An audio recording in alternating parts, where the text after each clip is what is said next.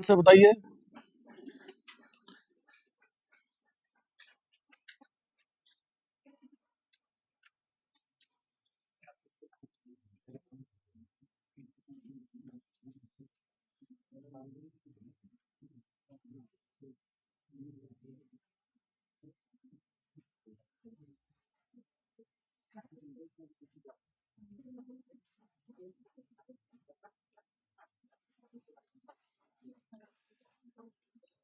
कितनी नदियां जो है वो अरब सागर में गिरती है?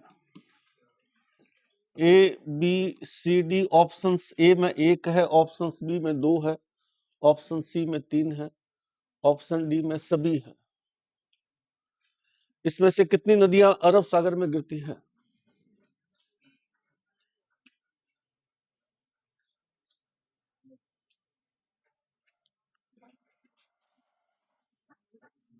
ऑप्शन ए में एक है, ऑप्शन बी में दो है, ऑप्शन सी में तीन है, ऑप्शन डी में सभी नदियां अरब सागर में गिरती हैं।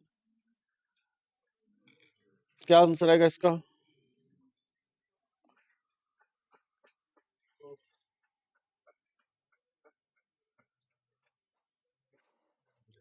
मासी किसकी सहायक नदी है? बनास की। बनास किसकी सहायक नदी है? चंबल की। चंबल किसकी सहायक नदी है? यमुना की। यमुना किसकी है?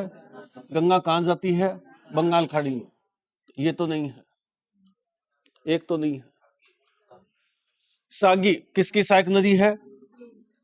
लूणी की। सागी किसकी सहायक नदी है? लूणी की। लूणी किस आगे कहां जाती है? कच्छ के रण में। और कच्छ के रण से कहां से जाती है? अरब सागर में। यानी यह अरब सागर में जा रही है।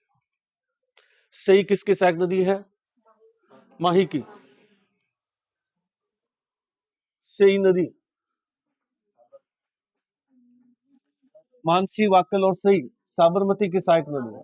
साबरमती की सहायक। मानसी, वाकल और सही साबरमती। साबरमती नदी कहां गिरती है? खंबात की खाड़ी में। खंबात की खाड़ी से कहां जाती है? अरब सागर में। तो ये भी किससे जा रही है? अरब सागर। लहासी किसकी सहायक नदी है? लहासी पार्वती की। पार्वती किसकी सहायक नदी है? चंबल की। चंबल, यमुना। यमुना, गंगा। गंगा से कहा? बंगाल खाड़ी। कितना आंसर आ जाएगा? दो आंसर। कितनी नदियां जो है वो अरब सागर में गिरती है? दो नदी। दो नदियां जो है इसमें से अरब सागर की है, दो बंगाल की खाड़ी की है।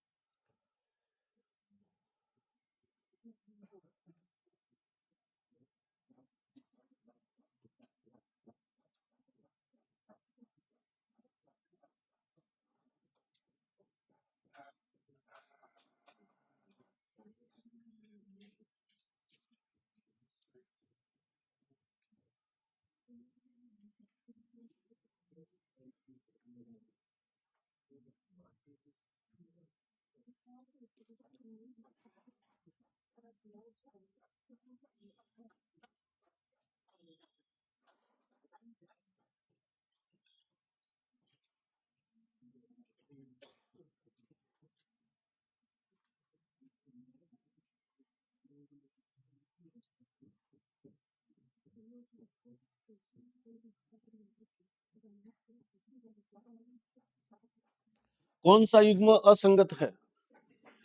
A, B, C, D. कौन सा युग्म असंगत है? कौन सा पेरा सही नहीं है? या सब सही है?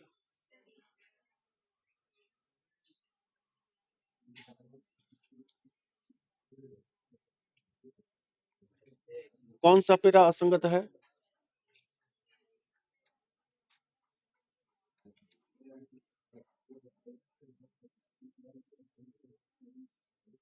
कौन सा युग्म असंगत है?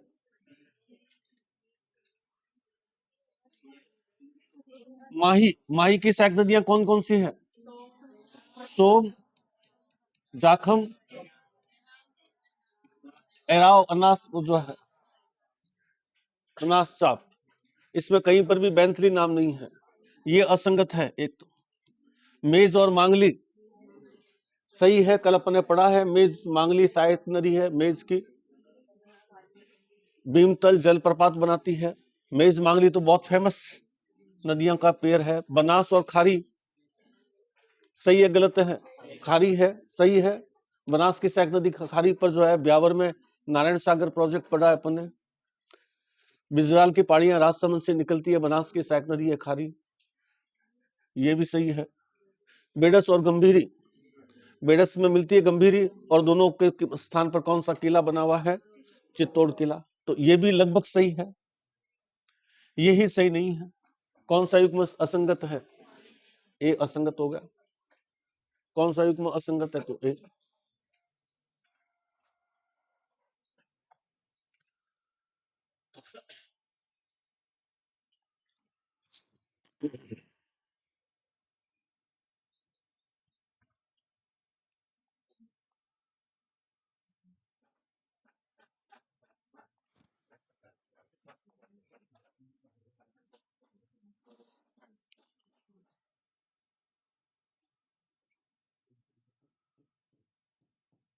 पांसना बांध,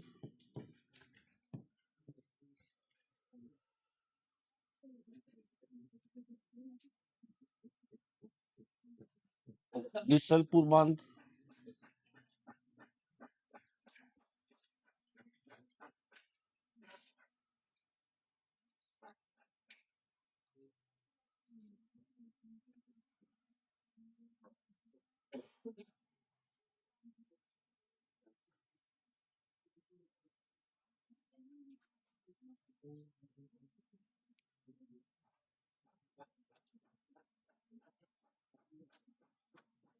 माधव सागर बांध,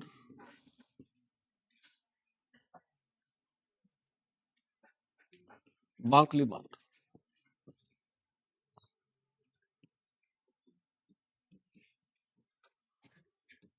सुकरी नदी, बाणगंगा नदी, बनास नदी और गंभीर नदी। इसको मैच करना है। 4 नदियां हैं, 4 बांध है, कौन सा बांध कौन सी नदी पर बना हुआ? कौन सा बांध कौन सी नदी पर बना हुआ है?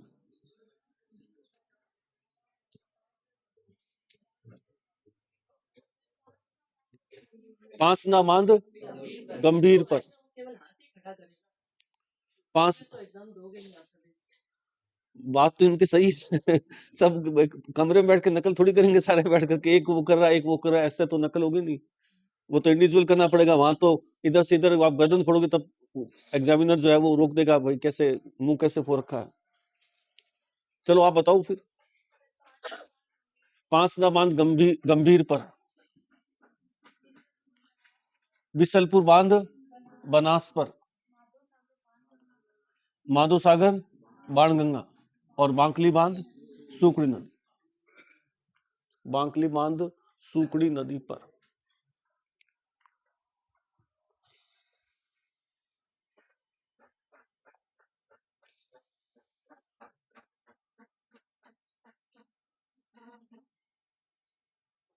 वो क्वेश्चंस को ऐसे भी दे सकता है,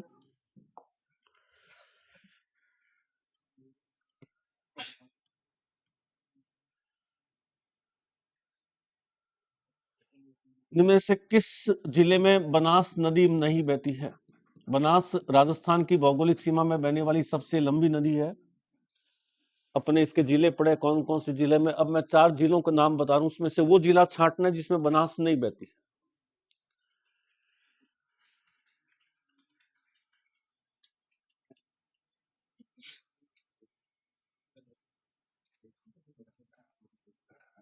बूंदी, चित्तौड़,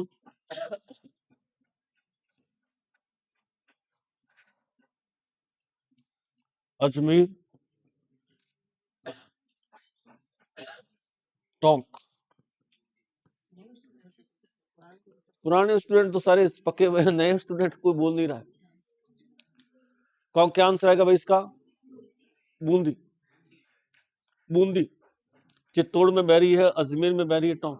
चलिए कल मैं शुरू में जो नए स्टूडेंट है उनको आज का टाइम है, अच्छी तरह से रिवाइज करें। कल नए स्टूडेंट्स को मैं शुरू में 5-10 मिनट 5-7 क्वेश्चन पूछूंगा ताकि उनको पता चले क्वेश्चन कैसे आते हैं। खाली मैटर पढ़ने से नहीं होता है, मैटर को आप पढ़िए अच्छी तरह से, उसके बाद में पुराने पेपर लीजिए, उसमें क्वेश्चंस कैसे आते हैं जो हमने पढ़ा है, क्वेश्चंस कैसे आते हैं। याद करने का तरीका ये है कि एक बार तो आप मैटर पढ़िए, फिर प्रैक्टिस कीजिए, फिर नहीं आ रहे हैं दोबारा मैटर पढ़िए, फिर प्रैक्टिस कीजिए, तीसरी बार फिर पढ़िए।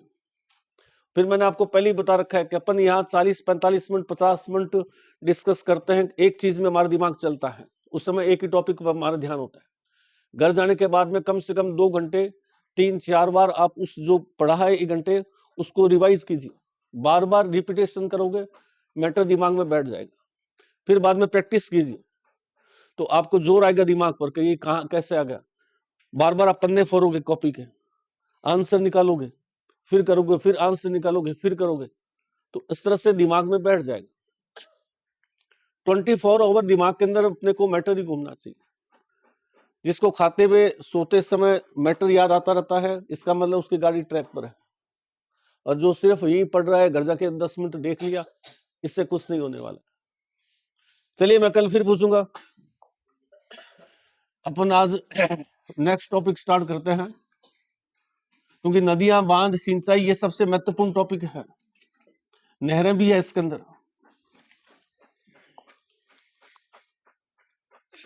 अगला हमारा आता है सिंचाई और कृषि। सिंचाई और कृषि, सिंचाई और कृषि।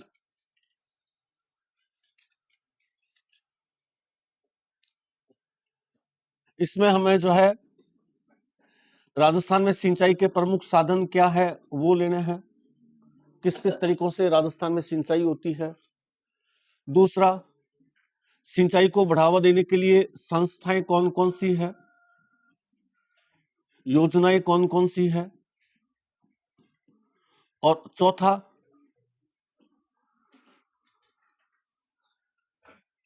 सिंचाई का विभाजन या सिंचाई कितने प्रकार की है।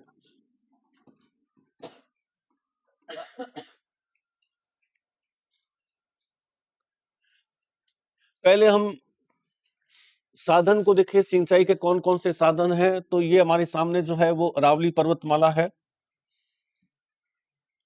अरावली पर्वतमाला के पूर्व की तरफ आएंगे, हमें सिंचाई का मुख्य साधन क्या मिलेगी, नहरें मिलेगी। अरावली के पूर्व की तरफ आएंगे तो हमें ज्यादातर सिंचाई किससे होती है, नहरों से होती है। गंगानगर गंग नहर है, हनुमानगढ़ राजीव गांधी नहर है, बीकानेर सर्वाधिक लाभ आईजीएनपी से लेता है, जैसलमेर आईजीएनपी है, और ये जो है बाड़मेर और जालोर जो है वो कौन सी नहर से है, नर्मदा नहर से, नर्मदा नहर से। दक्षिण पश्चिम क्षेत्र नर्मदा नहर से, उत्तर पश्चिम क्षेत्र आईजीएनपी नहर से, उत्तरी क्षेत्र गंग नहर और राजीव गांधी नहर से। कुल योगदान जो है नहरों का आगे पीछे होता रहता है, लेकिन मोटा मोटी जो है लगभग अपन 27 से लेकर के 30-32 तक, माने कोई किताब 32 बताएगी, कोई 33 बताएगी, कोई 25 बताएगी, लमसम इसके आसपास योगदान रहता है। क्वेश्चन पूछे, नहरों से सर्वाधिक सिंचाई किस जिले में होती है, गंगानगर। नहरों से राजस्थान में सर्वाधिक सिंचाई कहां होती है, गंगानगर के अंदर। इधर आएंगे हमें कुएं मिलेंगे, नलकूप मिलेंगे।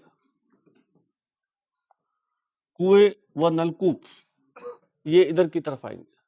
कुएं और नलकूप वहां सक्सेसफुल होते हैं जहां सरफेस वाटर ज्यादा होता है, सतही जल ज्यादा होता है, और इधर बरसात ज्यादा है, सतही जल ज्यादा है। कुएं और नलकूपों का योगदान जो है कुल मिलाकर के कितना हो जाता है, 65 से लेकर के 68 तक के आसपास, 65, 62, 68, 65 कुएं और नलकूप दोनों मिला करके कुएं और नलकूपों से को मिला करके, यानी कि नहरें और कुएं नलकूप ये दोनों मिला ले तो राजस्थान की मोर देन 95% के आसपास सिंचाई होती है। राजस्थान में 95% सिंचाई किससे होती है? नहरें, कुएं और नलकूप। पूर्वी राजस्थान जो है वो कुएं और नलकूपों के लिए फेमस है। इसमें जो है जयपुर जो है वो कुओं से सिंचाई के लिए चर्चित है।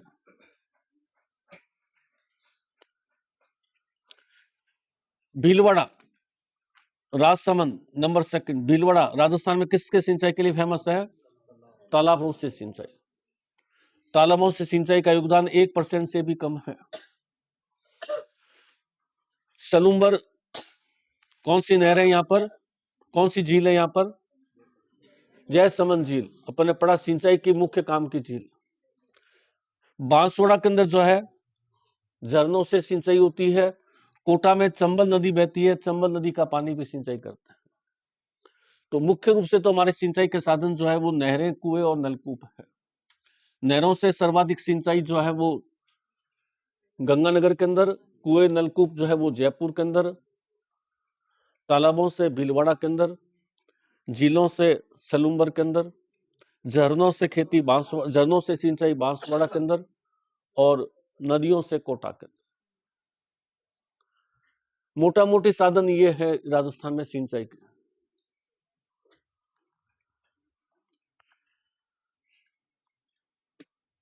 संस्थाएं देखें, सिंचाई प्रबंध व प्रशिक्षण संस्था जो 1984 में जो है अमेरिका के सहयोग से स्थापित की। कैसे कम से कम पानी का इस्तेमाल करके अधिक से अधिक भूमि पर सिंचाई की जाए। सिंचाई प्रबंध और प्रशिक्षण संस्था जो है 1984 में कहां पे स्थापित की गई? कोटा के अंदर। सिंचाई प्रबंध और प्रशिक्षण संस्था जो है वो Kota.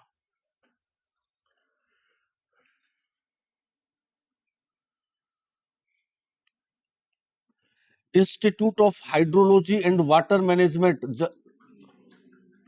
Institute of hydrology and water management जल प्रबंध संस्था कहां सिंचाई की सबसे फेमस योजनाएं हैं?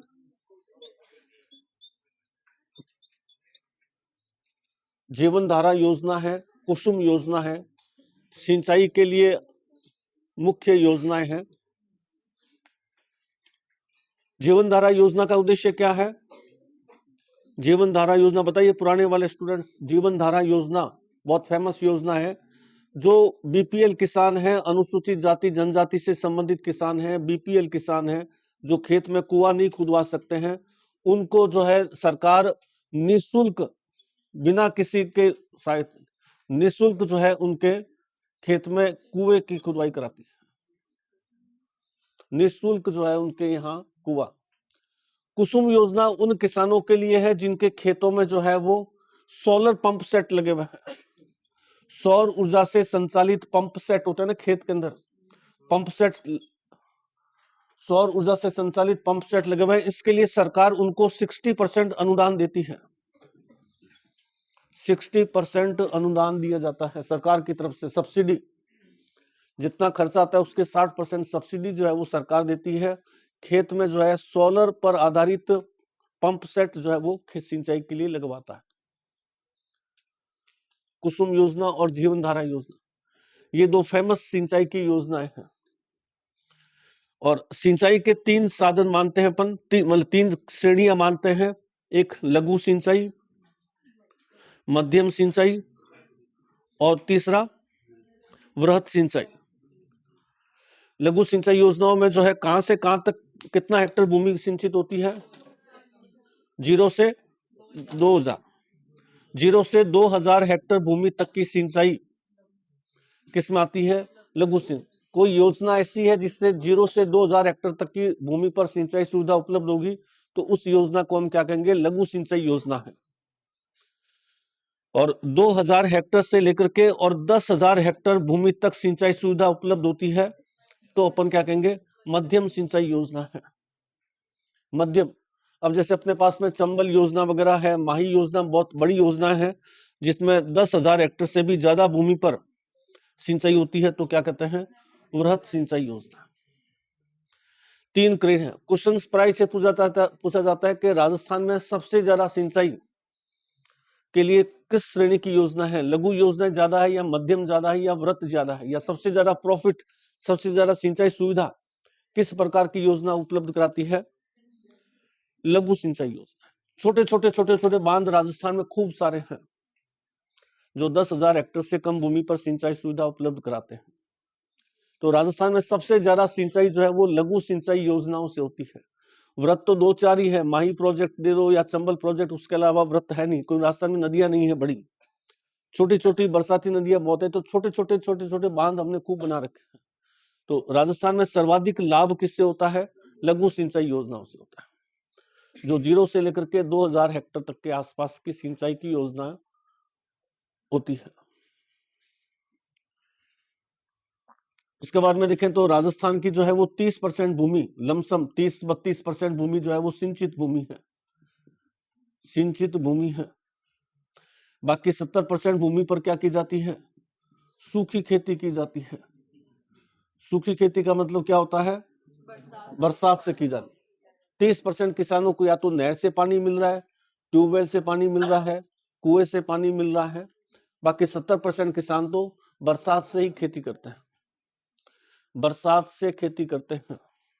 70% किसान जो है वो बरसात से खेती करते हैं। सर्वाधिक सिंचाई सुविधा कौन से जिले में है? गंगानगर के, लगभग 89-90 के आसपास। राजस्थान का सबसे सिंचित जिला कौन सा है? गंगानगर, देन हनुमानगढ़। ये दो लमसम बराबर सिक है। जहां सबसे ज्यादा सिंचाई सुविधा गंगानगर, हनुमानगढ़ में 90% से ज्यादा किसान जो है उनको नहरों का पानी मिल जाता है। सर्वाधिक सिंचाई सुविधा कहाँ है? गंगानगर, हनुमानगढ़ के अंदर। और न्यूनतम सिंचाई सुविधा पूछे, राजसमंद के अंदर है, लेकिन न्यूनतम सिंचाई सुविधा का प्रतिशत पूछे चूरू में, प्रतिशत पूछे तो कहां है? चूरू में। न्यूनतम सिंचाई सुविधा का प्रतिशत चूरू में है। भूमि की तुलना में सिंचाई सुविधा बहुत कम है।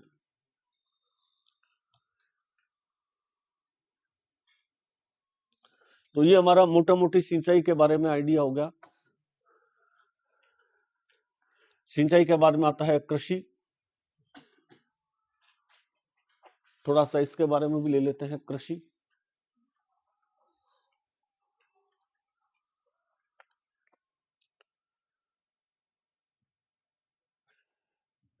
किसी भी देश की अर्थव्यवस्था में 3 क्षेत्र होते हैं, प्राथमिक क्षेत्र, द्वितीय क्षेत्र और तृतीय क्षेत्र।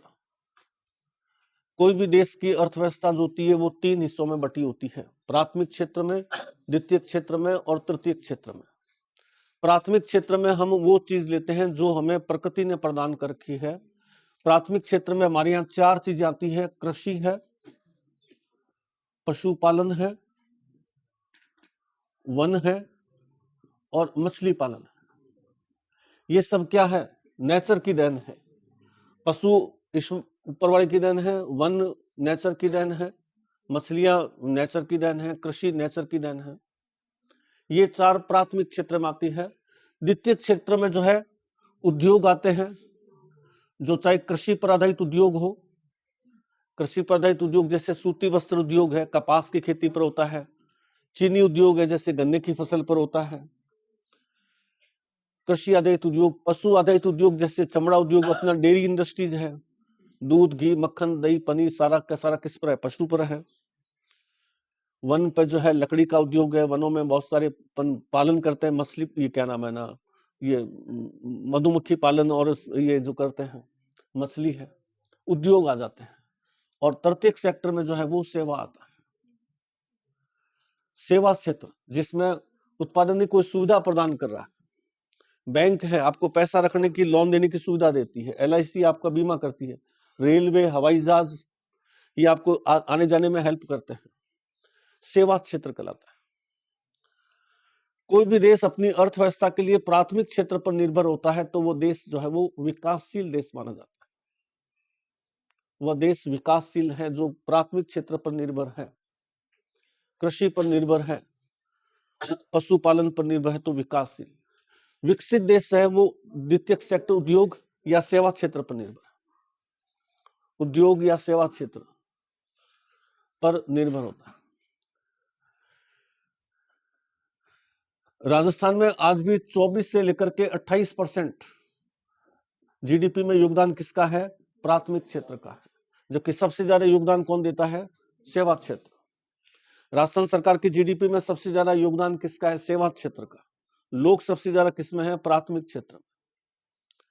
कम लोग है सेवा क्षेत्र में, आय ज्यादा है। प्राथमिक क्षेत्र में लोग ज्यादा है, आय कम है। एक चीज ध्यान रखना है, वो प्राय पूछी जाती है, कृषि की तुलना में पशुपालन से आय ज्यादा, ये ध्यान रखना। कृषि की तुलना में अपन कहते हैं किसान, सरकार सारी योजनाएं किसानों के लिए, किसान धरने पर बैठा है, पशुपालक कभी अपने धरने पर नहीं देखा कि किसी पशुपालक ने धरना दे रखा हो। किसान आय रोज धरना देते हैं। कृषि की तुलना में पशुपालन से आय ज्यादा है। कृषि अस्थायी साधन है। बेमौसम बरसात आ गई, फसलें चौपट हो गई। अकाल पड़ गया, फसल हुई नहीं। अकाल पड़ने पर भी हम पशुपालन की व्यवस्था कर सकते हैं, पशुओं के लिए चारा और पानी की व्यवस्था कर सकते हैं, पशुओं को माइग्रेट कर सकते हैं, आसपास के दूसरे राज्यों में ले जा सकते हैं। खेत माइग्रेट नहीं होता। तो ये ध्यान रखना कि कृषि की तुलना में पशुधन आय में ज्यादा, जैसे 24% है ना ये, उसमें लमसम जो है वो 48% जो है वो कृषि का है, और 48 पॉइंट समथिंग कृषि से थोड़ा सा ज्यादा जो है वो पशुपालन का है।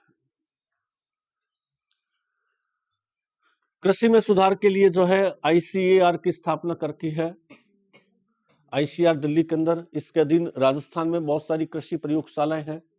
उसमें 2 प्रयोगशाला फेमस है। एक प्रयोगशाला कहाँ है? बोरखेड़ा, बांसवाड़ा के अंदर। बांसवाड़ा में कृषि अनुसंधान प्रयोगशाला, ये इंपॉर्टेंट पॉइंट है। यहाँ 2 रिसर्च सेंटर हमने स्थापित कर रखे हैं। बांसवाड़ा में कौन कौन से रिसर्च सेंटर है? राजस्थान के कौन कौन से अनुसंधान केंद्र बांसवाड़ा में?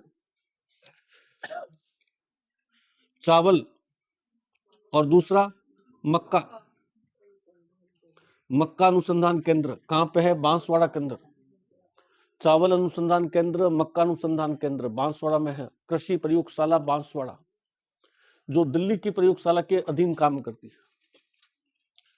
कई फसलों की किस्में अपन देखेंगे, बहुत सारी किस्मों के पीछे आगे पीछे नाम माही लगा हुआ मिलेगा। माही कंचन, माही सुगंधा, तो ये नाम माही जो है, इसका मतलब वो बांसवाड़ा में कौन सी नदी बहती है? माही नदी बहती है। इसका मतलब इस प्रयोगशाला ने विकसित की है। और एक कृषि प्रयोगशाला जो है वो कहाँ है? दुर्गापुरा जयपुर में है। दुर्गापुरा जयपुर में है। जिस किस्म के पीछे जय दुर्गा, दुर्गा मणि, उस तरह से नाम आएंगे तो वो मतलब यहां से विकसित हुई है। बीकानेर में भी 2 अनुसंधान केंद्र है।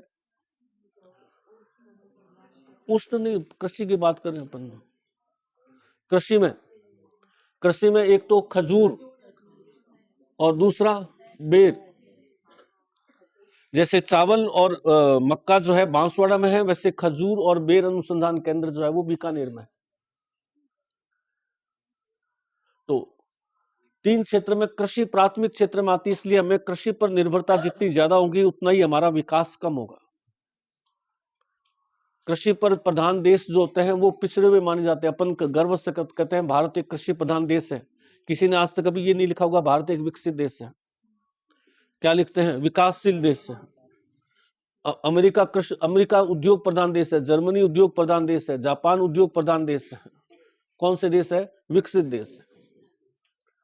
तो कृषि पर निर्भरता जितना कम, क्योंकि आज भी भारत की, राजस्थान की बात करें तो मोर देन 60% लोग खेती करते हैं। गांव में जाएंगे तो आज भी सबसे ज्यादा साधन क्या है आय का? खेती।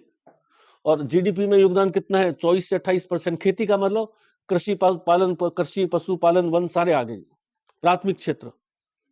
और जीडीपी में योगदान कितना है? 24%। तो हम चाहते हैं कि कम से कम, जिस समय देश आजाद हुआ था उस समय जो है 80% से ज्यादा लोग खेती कर रहे थे, और फिर भी आधा भारत भूखा मर रहा था। कारण क्या है? कृषि में पिछड़ापन है। अंग्रेज थे उस समय, उद्योग धंधे सारे अंग्रेजों ने चौपट कर दिए। हमारे कुटीर उद्योग, लघु उद्योग सब चौपट हो गए। हर व्यक्ति जो है वो कोई ना कोई पेट भरने के लिए क्या कर रहा है? किसी न किसी स्थान पर लगा हुआ है। तो हमने पहली पंचवर्षीय योजना में सबसे ज्यादा ध्यान किस पर दिया? कृषि पर दिया। अपने पढ़ाए जितनी भी योजनाएं बनी है, चंबल परियोजना, माही ये भाखड़ा नांगल परियोजना, ये सब कौन सी योजना में थी? प्रथम सेकंड पंचवर्षीय योजनाओं के अंदर। कोई 54 में बन रही है, कोई 55 में बन रही है, कोई 56 में बन रही है। शुरू में हमने ध्यान किस पर दिया? भोजन पर ध्यान दिया। 1965 में जब इंडो पाकिस्तान वार हुआ था तो हमारे यहाँ कृषि संकट हो गया था, आपको पता होगा। और कृषि संकट के कारण सरकार के पास में अन्न खत्म हो गया था। तो सरकार ने जो है पब्लिकली डिक्लेयर करवाया कि हर व्यक्ति हफ्ते में एक दिन उपवास रखे, हमारे पास में इतना अनाज नहीं है, हम सब लोगों को पेट भर सके। बाद में 1966 के अंदर क्या हुआ था? हरित क्रांति की गई थी। किसने की थी? स्वामीनाथन ने। हरित क्रांति का उद्देश्य क्या था? गेहूं का उत्पादन बढ़ाना, क्योंकि देश की अधिकतर जनता किसका सेवन करती है? गेहूं का। गेहूं का उत्पादन बढ़ाया जाए ताकि लोग खाना खा सके, भरपेट खाना खा सके। तो एम.एस. स्वामीनाथन को बाद में भारत रत्न दिया गया था। इसी ने जो है वो कृषि संकट को दूर किया, जो भोजन की कमी थी उसको खत्म किया। तो हरित क्रांति जो थी 1956 में 1966 में हुई थी, जब देश में अनाज का संकट आ गया था, भोजन नहीं था, अनाज संकट हो गया था।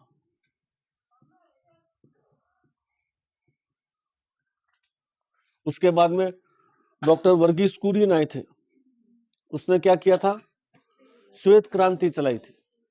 दूध, क्योंकि गांव के अंदर दूध हो रहा है, शहरों में दूध पहुंच नहीं रहा है, गांव में दूध पड़ा खराब हो रहा है, ट्रांसपोर्टेशन के साधन इतने नहीं है। गांव के अंदर तो एक किसान के पास में 4 गायें हैं तो उसके पास में 50 किलो दूध हो गया, 40 किलो दूध हो गया। अब वो घर में अपने 5 किलो इस्तेमाल कर ले जा रहा तो कर नहीं सकता। वो लोग दूध का खराब होता था बहा देते थे। अब वो दूध क्या किया? कोऑपरेटिव संस्थाएं बना करके दूध को इकट्ठा करना शुरू करवाया। किसने? वर्गीस कुरियन ने। फिर चिलिंग प्लांट लगवा करके बड़े बड़े दूध को एक जगह इकट्ठा किया। तो किसानों से दूध लाई, जिनके पास में सरप्लस है, चिलिंग प्लांट में रखा, फिर उससे पनीर बनाया, उससे घी बनाया, मक्खन बनाया, और दूध जो है उसको लस्सी वगैरह इसके रूप में बेचना शुरू किया। तो किसान का दूध वाया कोऑपरेटिव सोसाइटी किसके पास जाने लगा? सिटी की पब्लिक के पास जाने लगा। किसानों को भी फायदा, शहर की पब्लिक को भी फायदा। तो वर्गीस कुरियन को भी जो है वो भारत रत्न दिया गया, उसको भी भारत रत्न मिला। तो उस तरह से ये जो है हमने इस कृषि संकट को दूर किया। कृषि के 2 प्रकार होते हैं, एक परंपरागत कृषि होती है और एक वैज्ञानिक कृषि होती है। परंपरागत कृषि है और वैज्ञानिक कृषि। परंपरागत कृषि में हम क्या चीज लेते हैं? जो हम सदियों से करते आ रहे हैं, जैसे मिश्रित खेती। मिश्रित खेती का मतलब क्या होता है? कृषि और पशुपालन साथ साथ किया जाए। कृषि और पशुपालन को हम साथ साथ करेंगे तो इसे हम मिश्रित खेती कहेंगे। राजस्थान में सर्वाधिक कौन से जिले में मिश्रित खेती होती है? मिश्रित खेती सबसे ज्यादा कहां होगी? बाड़मेर के अंदर।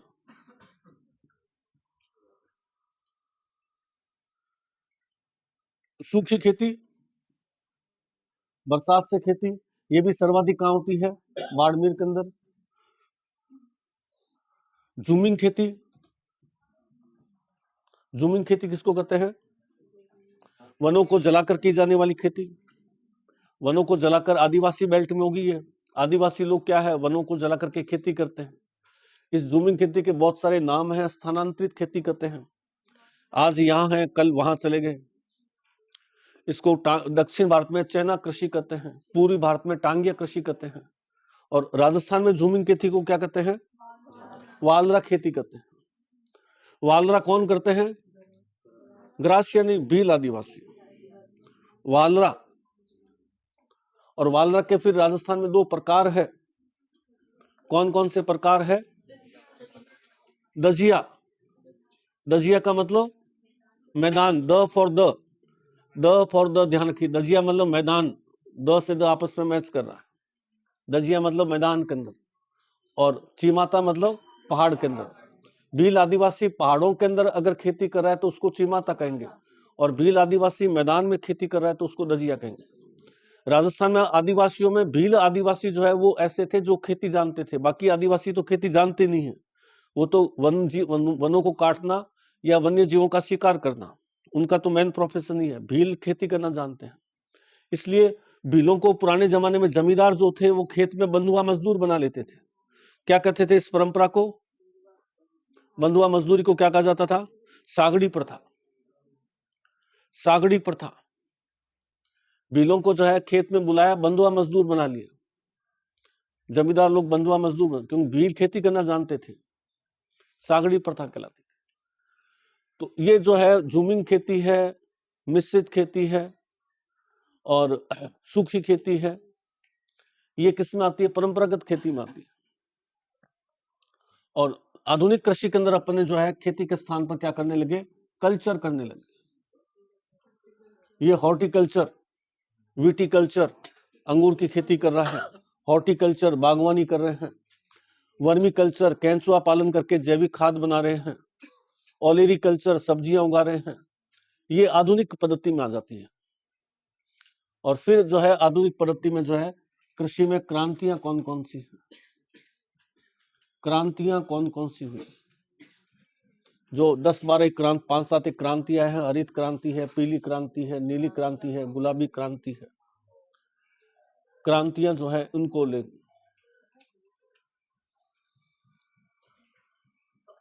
चलो आज फिर लिखो आप, ताकि एक टॉपिक कंप्लीट हो जाए। लिखिए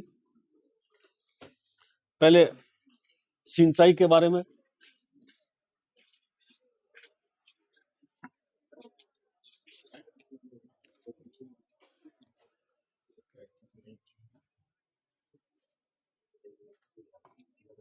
पहले सिंचाई के बारे में लिखिए।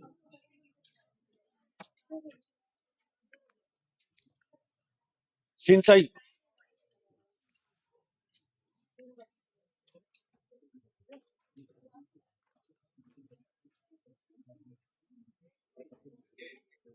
सिंचाई,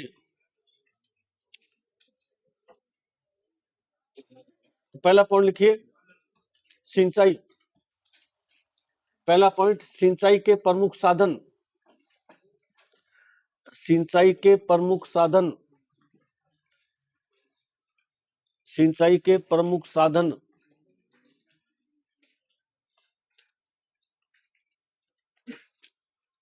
सिंचाई के प्रमुख साधन, पहला आता है नहरें।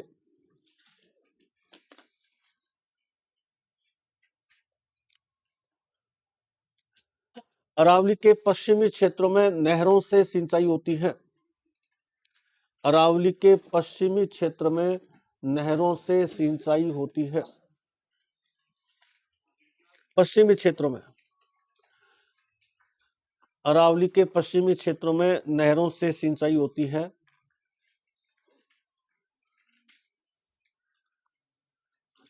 दक्षिण पश्चिम में नर्मदा नहर, दक्षिण पश्चिम में नर्मदा नहर, दक्षिण पश्चिम में नर्मदा नहर। उत्तर पश्चिम में आईजीएनपी नहर, उत्तर पश्चिम में आईजीएनपी नहर। दक्षिण पश्चिम नर्मदा नहर, उत्तर पश्चिम आईजीएनपी नहर।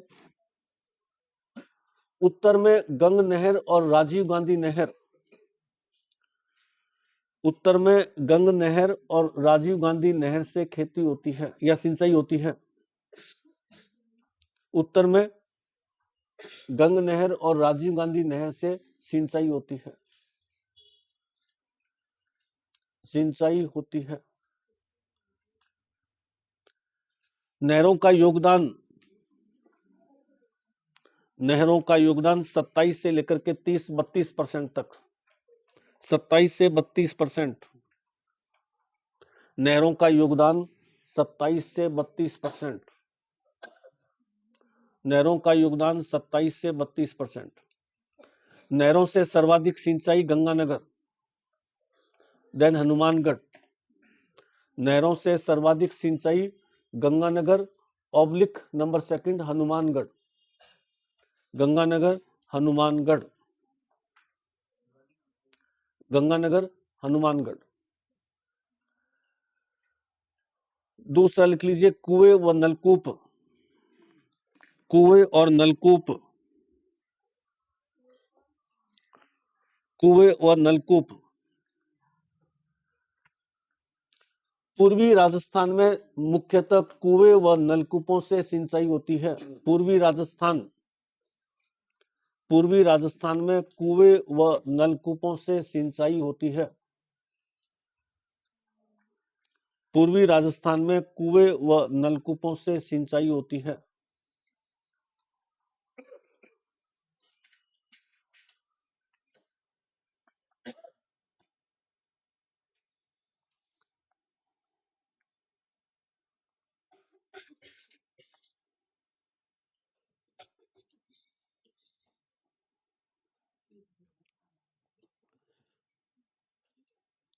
कुएं व नलकूपों का योगदान 65 से 68% है।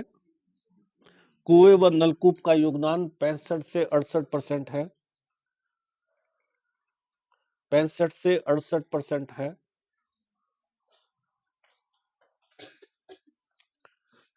68%, 65। सर्वाधिक जयपुर, बाकी वो डाटा गलत हो जाते हैं फिर अलग अलग करते हैं, तो सर्वाधिक जयपुर, बस इतना ही ध्यान रखें, बहुत सफिशिएंट है। सर्वाधिक सिंचाई जयपुर।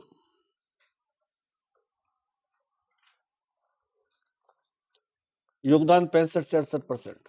तीसरा आता है तालाब। जोधपुर नंबर सेकंड आएगा, लेकिन वो क्या हर साल जोधपुर बेसिकली ओवरऑल कुएं और नलकूप जो है वो पूर्वी राजस्थान ही रहता है। एक साल जोधपुर आ गया था पिछले साल, इस बार फिर डाटा चेंज हो गया। तो मोटा मोटी क्या ध्यान में रखना है, कुएं नलकूप वहां होंगे जहां सरफेस वाटर ज्यादा होगा। सरफेस वाटर कहां मिलेंगे, जहां बरसात ज्यादा होगी। तो जयपुर ही ध्यान रखिए आप, कुएं नलकूप कंबाइंड करके जयपुर। कुएं नलकूप पिछले क्लास में मैंने जोधपुर लिखा था, लेकिन वो डाटा फिर चेंज होगा, क्योंकि कुएं नलकूप कहां होंगे जहां सतही जल ज्यादा होगा। सतही जल कहां, एक साल आने से अपवाद स्वरूप हो जाता है वो। सतही जल कहां मिलेगा ज्यादा, जहां बरसात ज्यादा होगी। जोधपुर में कोई बहुत ज्यादा बारिश नहीं है।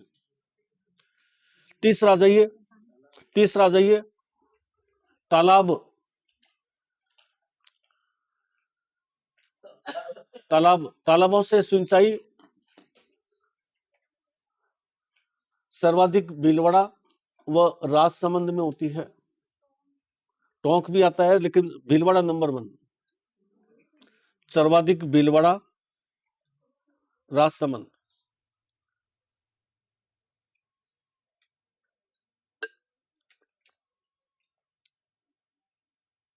झीलें सलूम्बर की जयसमंद झील, सलूम्बर की जयसमंद झील, सलूम्बर की जयसमंद झील।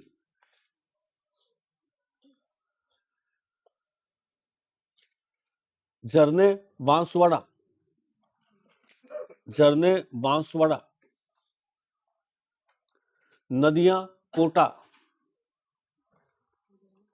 नदियां कोटा। इन तीनों का सामूहिक योगदान 2%, 3% के आसपास। नदियां कोटा, सामूहिक योगदान 3% के आसपास। सामूहिक योगदान झरनों का, नदियों का, झीलों का कुल मिलाकर के कितना है, 3%।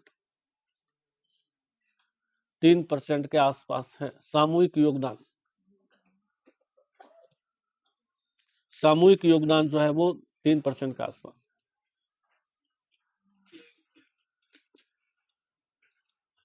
अब आ जाइए सिंचाई की संस्थाएं और योजनाएं। संस्थाएं और योजनाएं।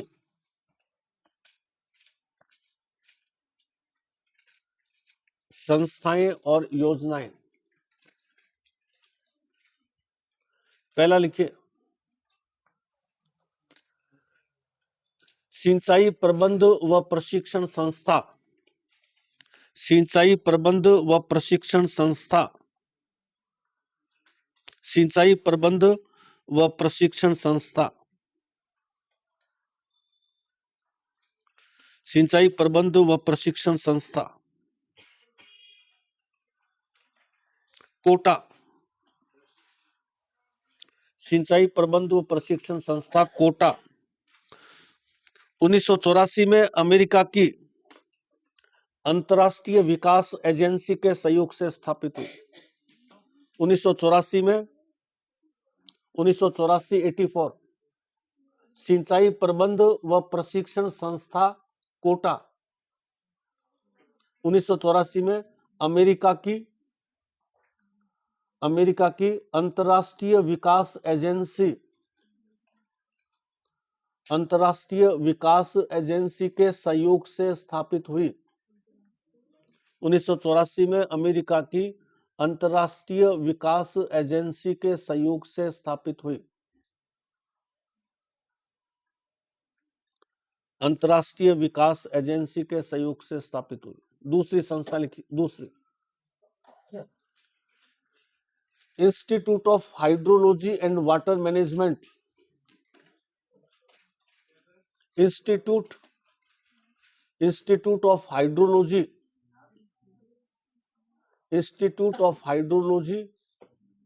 And water management, institute of hydrology and water management, Bikaner, hydrology and water management Bikaner. तीसरी संस्था राजस्थान जल विकास निगम जयपुर, राजस्थान जल विकास निगम, राजस्थान जल विकास निगम जयपुर, राजस्थान जल विकास निगम जयपुर।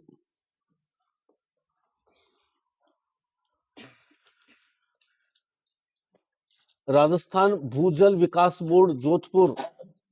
नेक्स्ट, राजस्थान भूजल विकास बोर्ड, भूजल, राजस्थान भूजल बोर्ड या भूजल विभाग, राजस्थान भूजल विकास बोर्ड जोधपुर, भूजल विकास बोर्ड जोधपुर।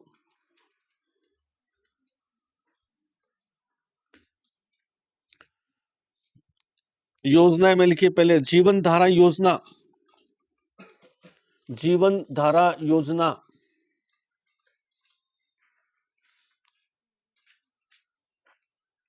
गरीब किसानों के लिए शुरू की गई। जीवन धारा योजना गरीब किसानों के लिए शुरू की गई। जीवन धारा योजना गरीब किसानों के लिए शुरू की गई। सरकार खेत में निःशुल्क कुआं खुद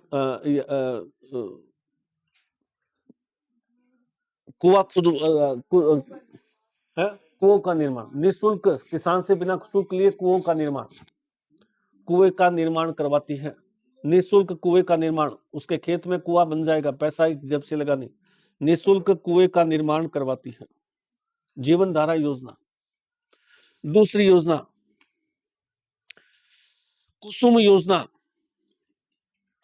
कुसुम योजना, कुसुम योजना, वे किसान जिनके खेतों में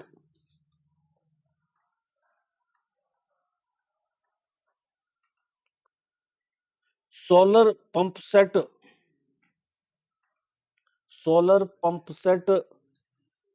लगे हैं, उनको सोलर पंप सेट लगाने हैं, उनको 60% अनुदान देती है, लगाने हैं। वे किसान जो खेतों में सोलर पंप सेट लगाते हैं 60% अनुदान देती है।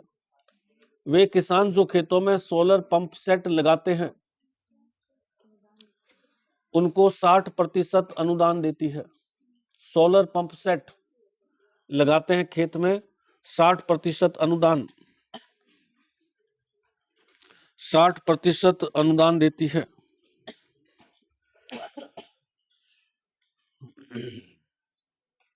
मुख्यमंत्री जल स्वावलंबन योजना, तीसरी मुख्यमंत्री जल स्वावलंबन योजना, मुख्यमंत्री जल स्वावलंबन योजना।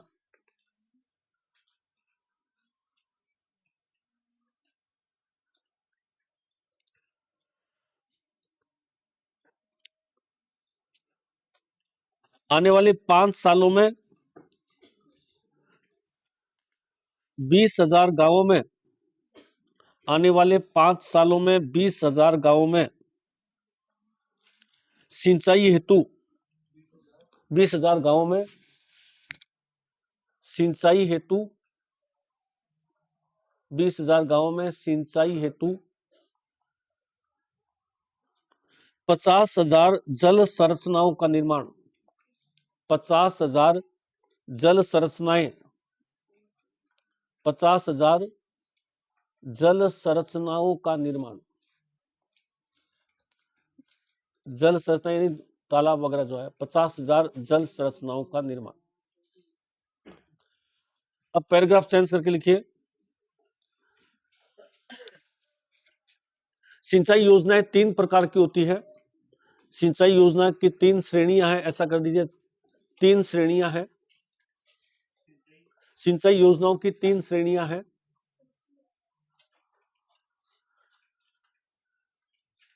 पहला आता है लघु सिंचाई योजना, लघु सिंचाई योजना, लघु सिंचाई योजना 0 से 2,000 हेक्टेयर भूमि पर सिंचाई, 0 से 2,000 हेक्टेयर भूमि पर सिंचाई, 0 से 2,000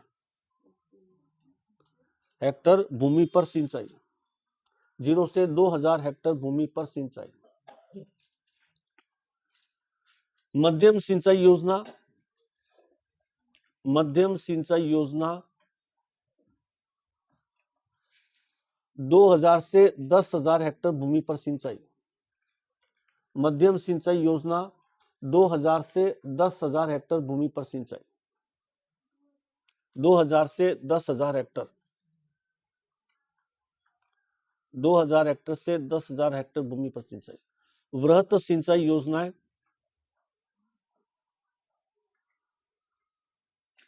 वृहत सिंचाई योजनाएं 10,000 हेक्टेयर से अधिक भूमि पर सिंचाई, 10,000 हेक्टेयर से अधिक भूमि पर सिंचाई, 10,000 हेक्टेयर से अधिक भूमि पर सिंचाई।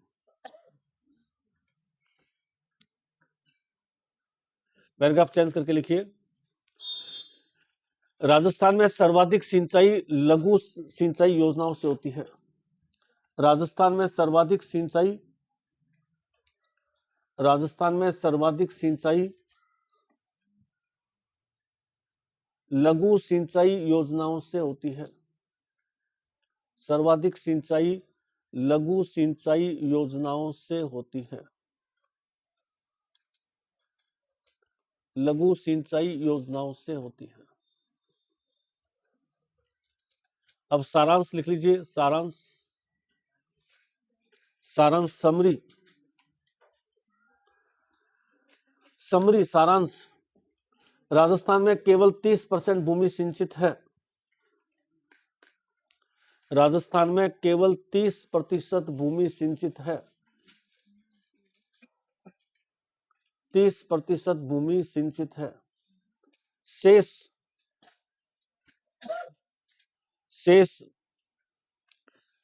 70% भूमि पर, शेष 70% भूमि पर सूखी खेती की जाती है।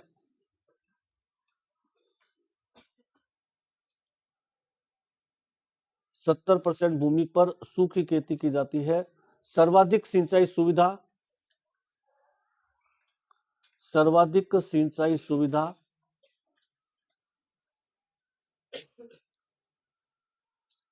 गंगानगर ऑब्लिक हनुमानगढ़, दोनों लगभग बराबर सीक है। सर्वाधिक सिंचाई सुविधा पहले नंबर पर गंगानगर, गंगानगर व हनुमानगढ़ जिले में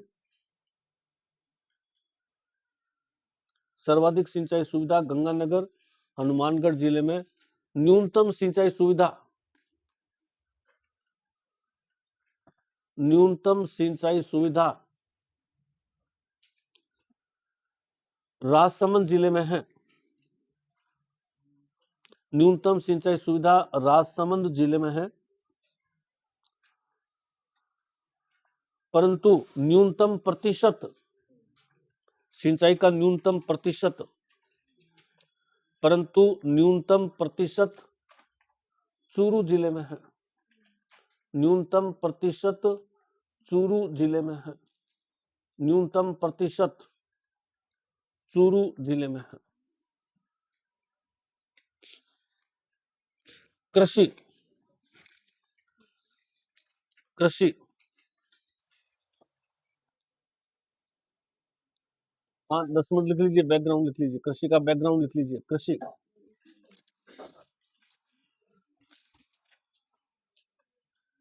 देश में अर्थव्यवस्था के 3 क्षेत्र है।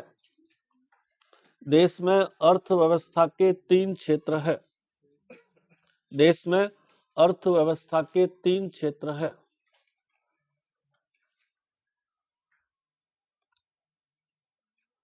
पहला आता है प्राथमिक क्षेत्र। प्राथमिक क्षेत्र,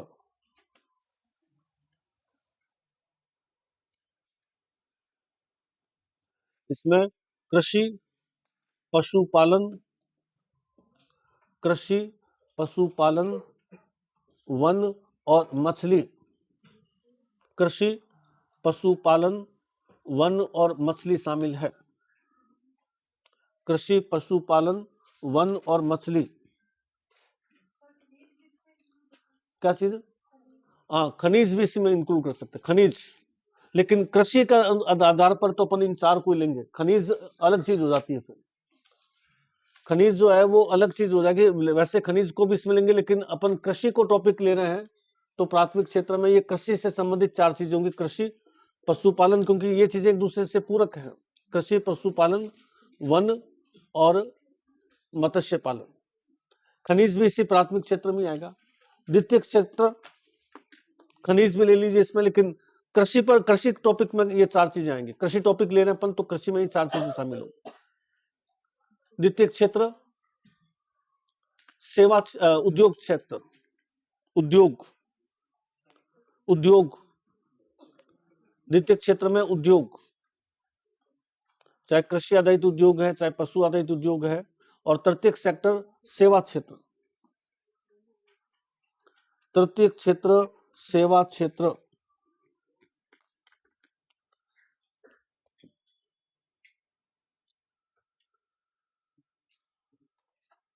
पैराग्राफ चेंज करके लिखिए, राजस्थान में आज भी, राजस्थान में आज भी 60% से अधिक लोग खेती पर निर्भर है या कृषि पर निर्भर है। 60% से अधिक लोग कृषि पर निर्भर है। कृषि मतलब चारों चीज आ गई है। राजस्थान में आज भी 60% लोग कृषि पर निर्भर है। राजस्थान में आज भी 60% लोग कृषि पर निर्भर है। परंतु जीडीपी में, जीडीपी में कृषि या प्राथमिक क्षेत्र, जीडीपी में कृषि या प्राथमिक क्षेत्र का योगदान, जीडीपी में कृषि या प्राथमिक क्षेत्र का योगदान 24 से 28% रहता है। प्राथमिक क्षेत्र, प्राथमिक क्षेत्र का योगदान 24 से 28% रहता है। 24 से 28%। 60% लोग कृषि और उसके सहायक जो संस्था है, पशुपालन, वन, इन पर निर्भर है। आय कितना है? 24 से 28%। जीडीपी में योगदान कितना आ रहा है? 24 से 28%। जीडीपी में योगदान 24 से 28% है। कृषि में पिछड़ापन दूर करने के लिए, कृषि में पिछड़ापन दूर करने के लिए,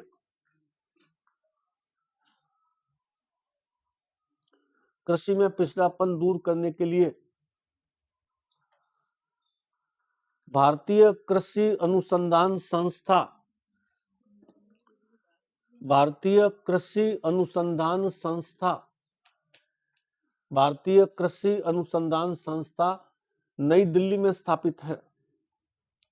भारतीय कृषि अनुसंधान संस्था नई दिल्ली में स्थापित है।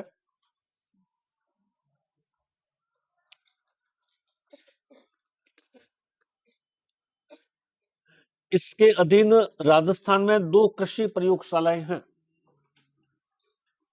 इसके अधीन राजस्थान में 2 कृषि प्रयोगशालाएं हैं। राजस्थान में 2 कृषि प्रयोगशालाएं हैं। 2 कृषि प्रयोगशालाएं हैं। पहला लिखिए कृषि प्रयोगशाला बांसवाड़ा। कृषि प्रयोगशाला बांसवाड़ा। कृषि प्रयोगशाला बांसवाड़ा। यहां राजस्थान चावल अनुसंधान केंद्र और राजस्थान मक्का अनुसंधान केंद्र भी है। यहां राजस्थान चावल अनुसंधान केंद्र, राजस्थान चावल अनुसंधान केंद्र, राजस्थान मक्का अनुसंधान केंद्र भी है।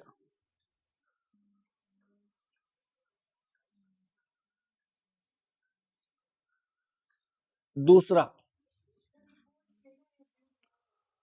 वो बांसवाड़ा के बोरवार गांव के अंदर, बाकी गांव की आवश्यकता नहीं, आपको बांसवाड़ा सफिशिएंट है। राजस्थान। दूसरा लिखिए कृषि प्रयोगशाला दुर्गापुरा जयपुर। कृषि प्रयोगशाला दुर्गापुरा जयपुर। कृषि प्रयोगशाला दुर्गापुरा जयपुर।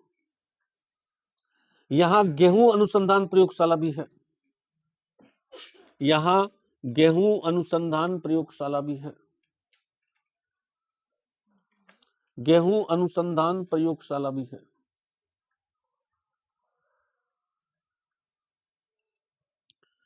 अन्य संस्थाएं, अन्य संस्थाएं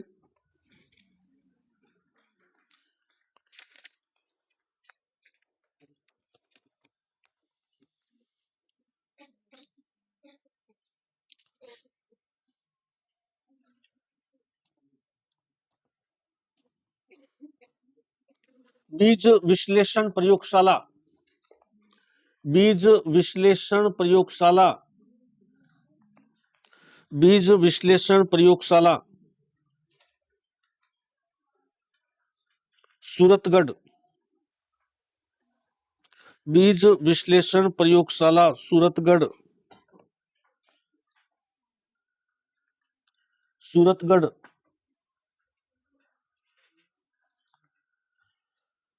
चरण सिंह कृषि विपणन संस्था, चरण सिंह कृषि विपणन संस्था। चरण सिंह प्रधानमंत्री रहे भारत के, चौधरी चरण सिंह। अगली अगली संस्था चरण सिंह, चौधरी चरण सिंह कृषि विपणन संस्था। चौधरी चरण सिंह कृषि विपणन संस्था। कृषि विपणन, विपणन, कृषि विपणन संस्था चौधरी चरण सिंह। चौधरी चरण सिंह का नाम तो सुना हुआ है ना सबके। क्या विशेषता थी जिन्होंने संविधान पढ़ा है वो बताइए। चौधरी चरण सिंह के एज ए प्रधानमंत्री के रूप में एक यूनिक विशेषता रही है। क्या विशेषता रही थी चौधरी चरण सिंह की?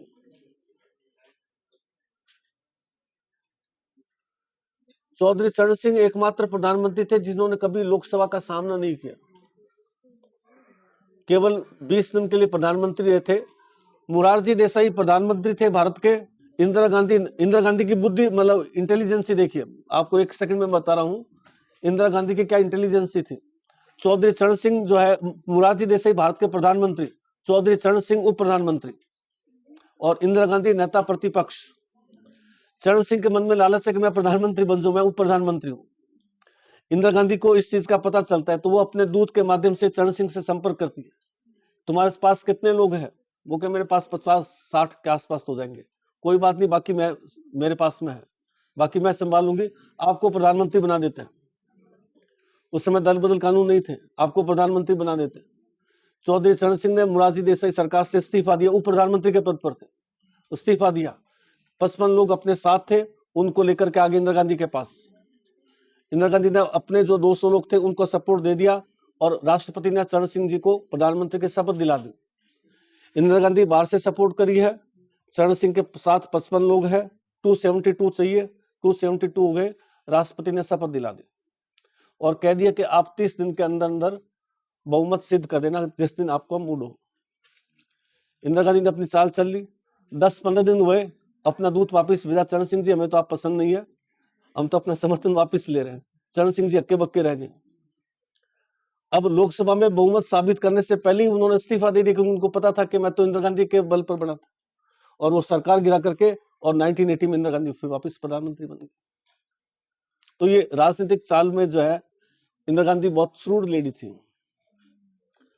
तो चरण सिंह को प्रधानमंत्री, मोरारजी को सरकार को गिरा करके चरण सिंह को प्रधानमंत्री बनाया जरूर, लेकिन वो 20 दिन का प्रधानमंत्री था जिसने कभी संसद का सामना ही नहीं किया। अपना कभी प्रधानमंत्री के रूप में शपथ तो ली, नाम तो उसका आ गया, लेकिन एक भी दिन प्रधानमंत्री के रूप में काम नहीं किया, बस सिर्फ उसका नाम आ गया कि ये प्रधानमंत्री रहा हुआ है। अपना बहुमत साबित करता, संसद को फेस करता, ऐसा उसके कभी नहीं।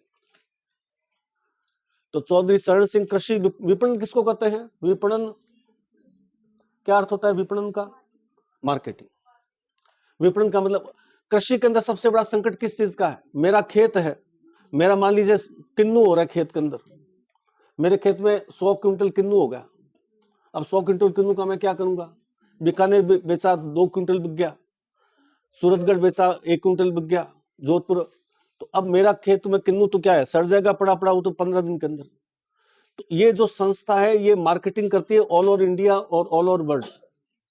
तो मेरा जो किन्नू खेत में हुआ जितना बिका ठीक है, बाकी मैं इनसे संपर्क किया। तो ये संस्था जो है वो जो किन्नू से जुड़ी हुई जो फूड प्रोसेसिंग की संस्था है उनसे संपर्क में रहती है।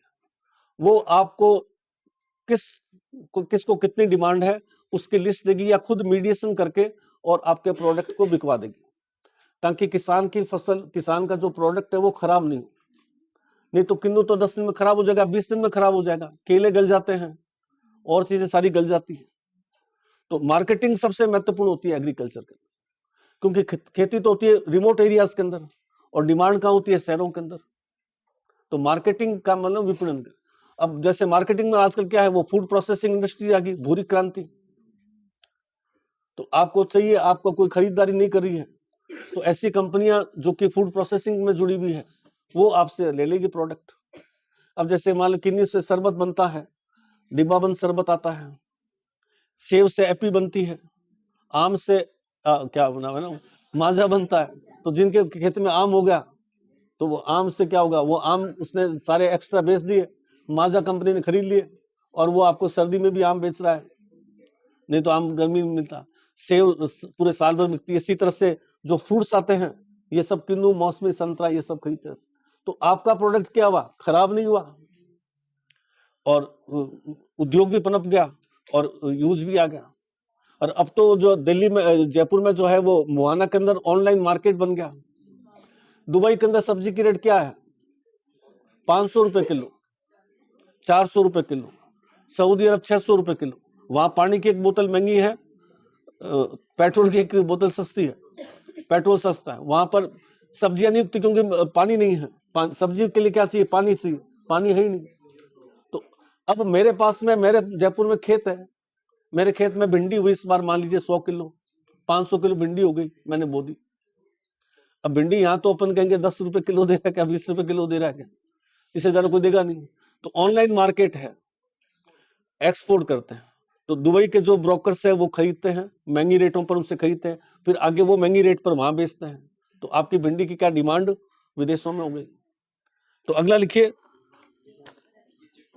जयपुर, चौधरी चरण सिंह कृषि विपणन संस्था, जयपुर। आगे लिखिए, online terminal market, online terminal market, Jaipur. अगली संस्था online terminal market, online live, online terminal market, मुहाना, जयपुर। मुहाना, Jaipur market, online terminal market, मुहाना, जयपुर। मुहाना, जयपुर। यहां किसान फल और सब्जियां अंतरराष्ट्रीय बाजार में बेच सकते हैं।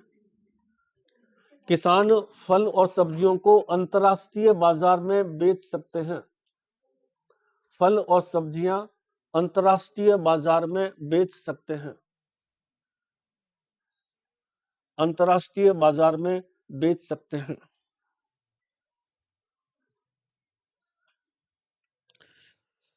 राजस्थान भंडारण निगम, राजस्थान भंडारण निगम अगली संस्था, राजस्थान भंडारण निगम जयपुर, जयपुर। आपने नाम सुना होगा कोल्ड स्टोरेज, फसलें कोल्ड स्टोरेज में रखी जाती है, ये कोल्ड स्टोरेज की स्थापना करती है राजस्थान भंडारण निगम जयपुर। यह फसलों को रखने के लिए शीत गृहों का निर्माण करती है, फसलों को रखने के लिए शीत गृह, कोल्ड स्टोरेज। यह फसलों को रखने के लिए शीत गृह या कोल्ड स्टोरेज का निर्माण करती है, शीत गृह, कोल्ड स्टोरेज का निर्माण करती है।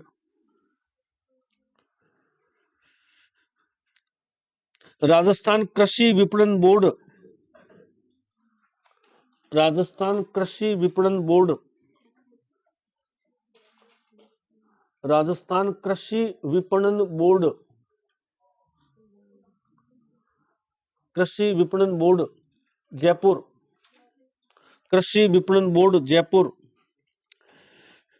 यह कृषि उपज मंडियों की स्थापना करता है, कृषि उपज मंडी, यह कृषि उपज मंडियों की स्थापना करता है, कृषि उपज मंडियां।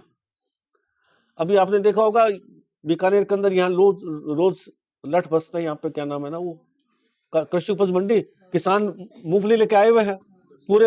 इस बार राजस्थान ने गुजरात को भी पीछे कर दिया, बीकानेर मूंगफली का हाईएस्ट प्रोड्यूसर है, मूंगफली की मंडी है। अब यहाँ पर आगे हजारों की संख्या में किसान मूंगफली लेकर के, अब बोली लगती है तो गवर्नमेंट ने तो बोली लगाना बंद ही कर दी कि हमारे पास में तो स्टोरेज नहीं है। अब प्राइवेट व्यापारी आ रहे हैं तो क्या है, उनके अंदर रोज जो है वो ज्यादा दे रहा है, वो कम बेच रहा है। तो ये कृषि उपज मंडी जो है वो गवर्नमेंट के कंट्रोल की मंडी है। यहाँ आप लेके आते हो तो आपको सरकार से रसीद कटवानी पड़ती है, सरकार को टैक्स देना पड़ता है, फिर सरकार आपको एनओसी देती है, फिर आप किसी किसान से बेच सकते हो। तो ये जो कृषि उपज मंडी इसका देखरेख गवर्नमेंट ऑफ राजस्थान करती है, आरएस अधिकारी यहाँ मैनेजमेंट देखता है। तो यहाँ क्या है कि मैनेजमेंट में जब बहुत ज्यादा हो गए तो मैनेजमेंट गड़बड़ हो जाता है, कई बार पीछे बड़ा आगे आ गया, जैसे अपन देखते हैं जनरली जब भीड़ ज्यादा हो जाती है। तो इस बार बम्पर फसल किसकी हुई, मूंगफली की, और हाईएस्ट प्रोडक्शन राजस्थान। आगे लिखिए, सीड मल्टीप्लिकेशन सेंटर, बस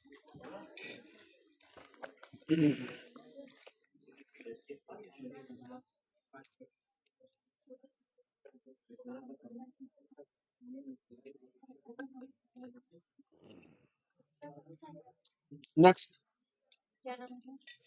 सीड मल्टीप्लिकेशन सेंटर, सीड